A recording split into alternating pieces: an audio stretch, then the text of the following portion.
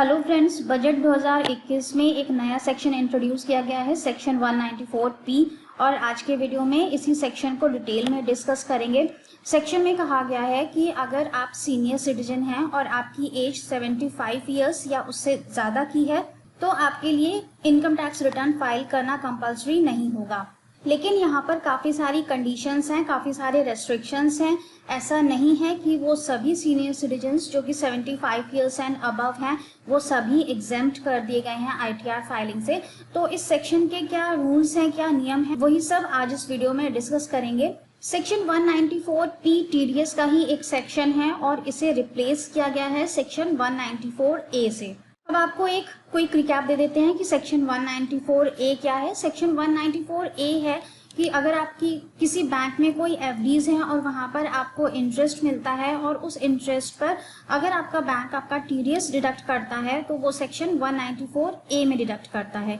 तो जब आप अपना 26 एएस खोलकर देखते हैं वहां पर आपको अपना टीडीएस पोर्शन मिल जाता है और वहां पर आपको सेक्शन भी दिखता है कि अंडर सेक्शन 194 ए आपका टीडीएस डिडक्ट किया गया है आपके एफडी के इंटरेस्ट से। अब जिन भी लोगों के ऊपर सेक्शन 194 पी एप्लीकेबल होगा वो लोग जब अपना 26 एएस फॉर्म खोलेंगे तो वहां पर उनको सेक्शन 194 ए नहीं दिखेगा, उन्हें सेक्शन 194 पी दिखेगा।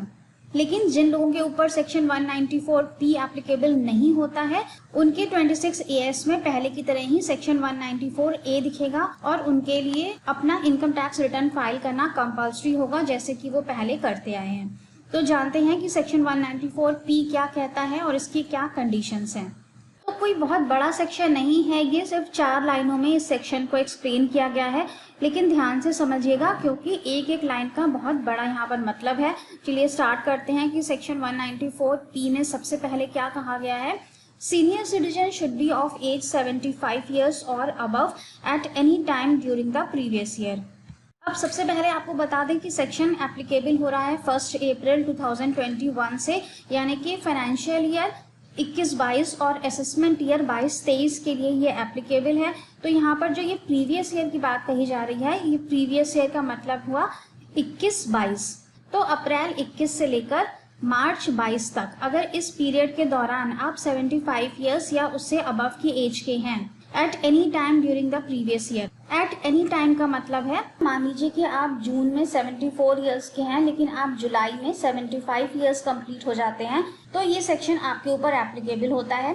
सेकंड कंडीशन है senior citizen should B resident in the previous year.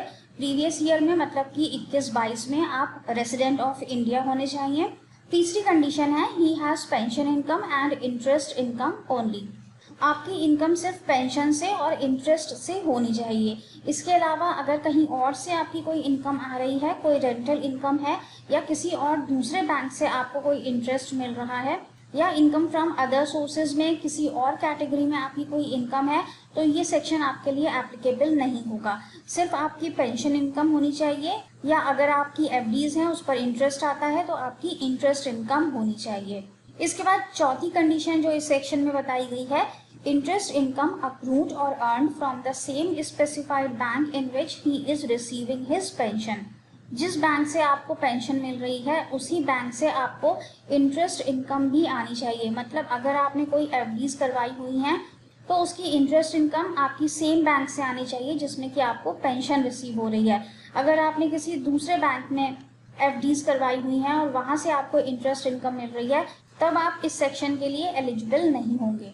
तो आपकी पेंशन इनकम और आपकी इंटरेस्ट इनकम सेम बैंक से आनी चाहिए। फॉर एग्जाम्पल, एक मिस्टर एक्स हैं, उनको पेंशन मिलती है स्टेट बैंक ऑफ इंडिया से और उन्होंने स्टेट बैंक में ही अपनी एफडीज करवाई हुई हैं तो उनको इंटरेस्ट इनकम भी मिलती है स्टेट बैंक ऑफ इंडिया से। लेकिन इसके साथ ही उनको कैनरा बैंक से भी इंटरेस्ट इनकम आ रही है जहां पर कि उन्होंने कुछ एफडीज करवाई हुई हैं। तो क्या वो इस सेक्शन के लिए एलिजिबल होंगे? क्या ऐसा होगा कि वो अपना आईटीआर फाइल ना करें अंडर सेक्शन 194 पी? तो ऐसा नहीं होगा क्योंकि उनको 2 बैंक से इंटरेस्ट इनकम आ रही है, एक स्टेट बैंक ऑफ इंडिया से और दूसरी कैनरा बैंक से।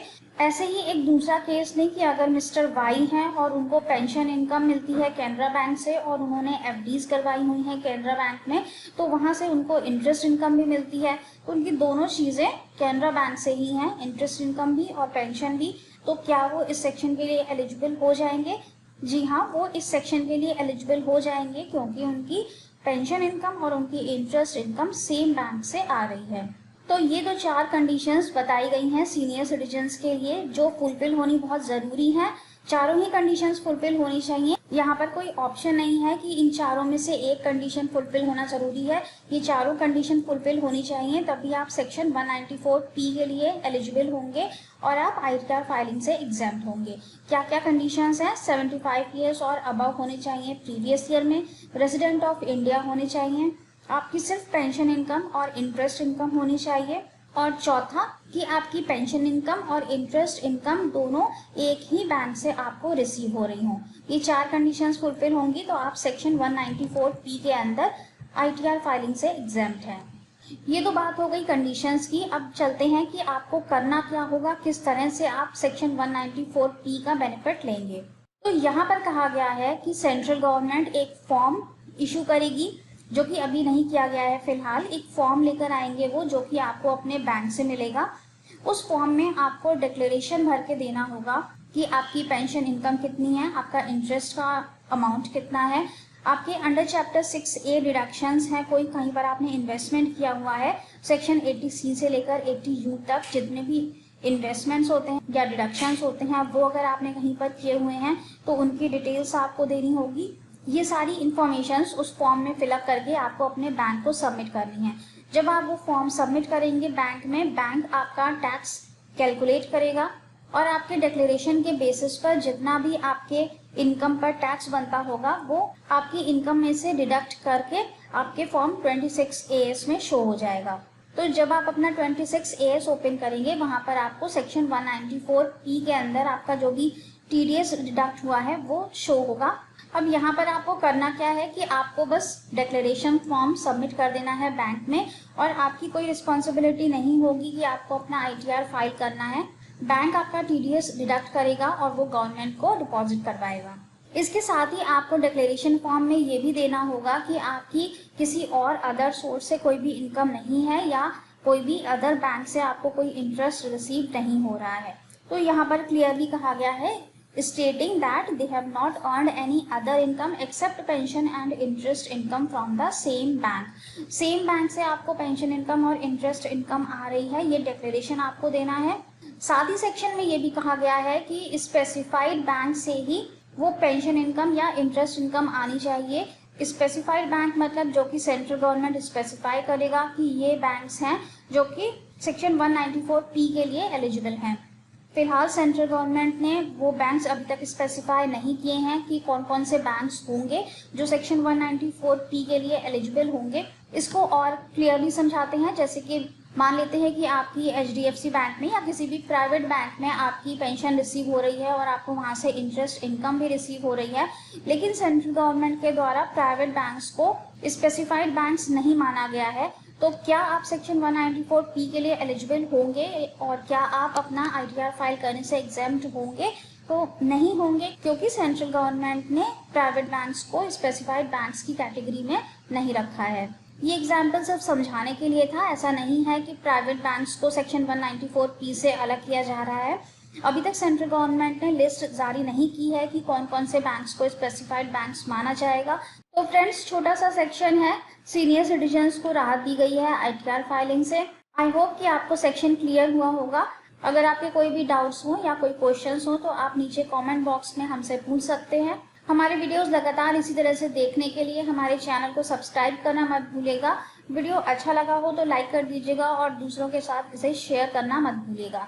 तो आज के वीडियो में बस इतना ही। Thank you so much for watching. Bye bye.